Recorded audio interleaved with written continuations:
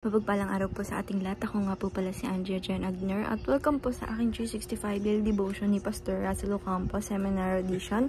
At ngayong araw po ay June 2, 2025 at ang topic po natin ngayong araw ay Inherited Corruption. Bakit maraming politician ay corrupt? At ang concept po natin ng Inherited Corruption is also known as original pollution, refers to the sinful nature we all receive from Adam. We are not sinners because we sin because we are sinners by nature. This means, number 1, we totally lack spiritual good before God.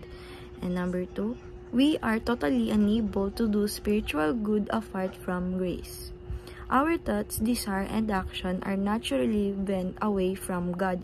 We are spiritually dead until we make us alive.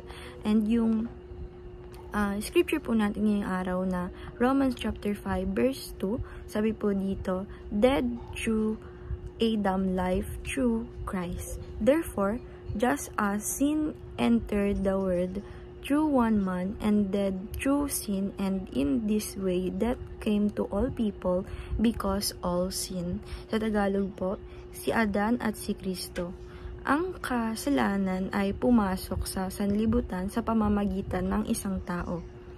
At ang kamatayan ay pumasok sa pamamagitan ng kasalanan. Dahil dito, lumaganap ang kamatayan sa lahat ng tao sapagkat ang lahat ay nagkasala. And yung teaching number 1 po natin is, the greatest problem of humanity is sin. Sabi po dito na ang pinaka-problema or yung ang pinaka-problema ng humanity ng sanlibutan ay pagkakasala talaga, sin. Dahil dun kay Adam na siya yung pinakaunang ginawa na kawangis ng ating Panginoong Hesukristo na naggumawa agad ng kasalanan. And God pala siya pala gawa ng God.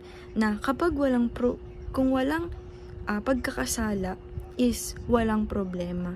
And teaching number 2, the greatest solution to the problem is Christ. Sabi po dito na yung greatest solution, yung pinaka-solusyon dun sa humanity, sin of humanity, dun sa pinaka-problem ay ang ating Panginoong Diyos.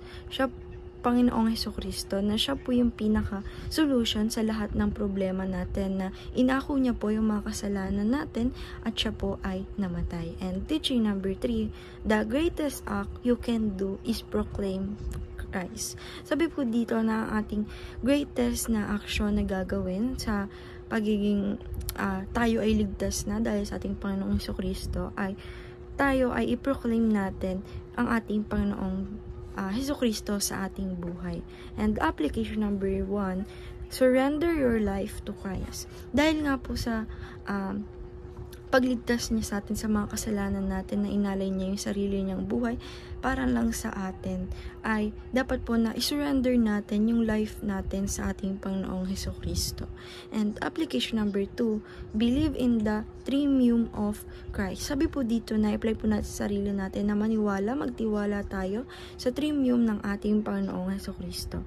And application number 3, participate in the work of Christ. Sabi po dito na i-apply po natin sa sarili natin, lalo na po sa buhay natin, na dapat na tayo ay maging Christ-center at dapat na makipag-participate tayo sa buong mundo or pagkalat natin sa buong mundo ang ating Panginoong Hesukristo, lalo na po yung mga works ng ating Panginoong Hesukristo. And dahil lang po ngayong araw, maraming salamat. God bless.